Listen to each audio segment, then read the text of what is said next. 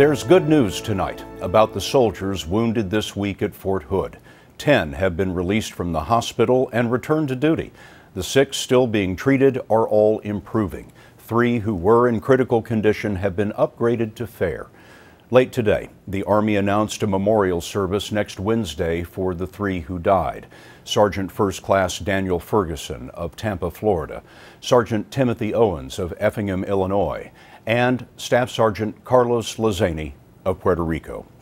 As for what drove Specialist Ivan Lopez to kill them before taking his own life, the Army today was downplaying any mental health issues. We have 2 reports. First, Anna Werner at Fort Hood. Anna? Scott, Ivan Lopez had complained to military doctors that he had suffered a traumatic brain injury in combat. Late today, Lieutenant General Mark Milley told us that so far, investigators haven't found anything to back that up. So far, we have not discovered any specific traumatic event, wounds received in action, contact with the enemy, or anything else specific that he may have been exposed to while deployed. His underlying medical conditions are not a direct precipitating factor. We believe that the immediate precipitating factor was more likely an escalating argument in his unit area. The argument was between Lopez and some of his fellow soldiers. You said that some of the people who were involved in the verbal altercation were victims, but you're saying they weren't targets. So there seems to be a conflict there. Can you explain? There was no premeditated targeting of an individual in the sense of walking in to specifically target a specific individual. There's no indication of that. There was an argument. It escalated.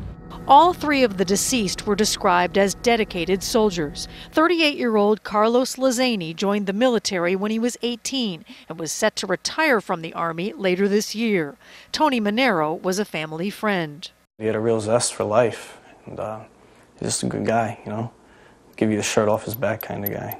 Sergeant Tim Owens, a 37-year-old from Effingham, Illinois, served in Iraq.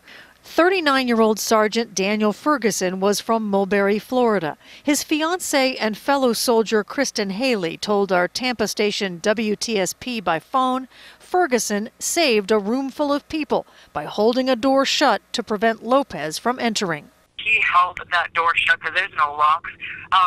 If he was not being the one against that door holding it, that shooter would have been able to get through and shoot everyone else. Lieutenant General Milley said Ferguson wasn't the only hero. There's another soldier who, although wounded, had the presence of mind in a very difficult situation to throw another soldier into a room, close the door, and he dialed 911. And then there's a second soldier who also dialed 911 despite severe wounds.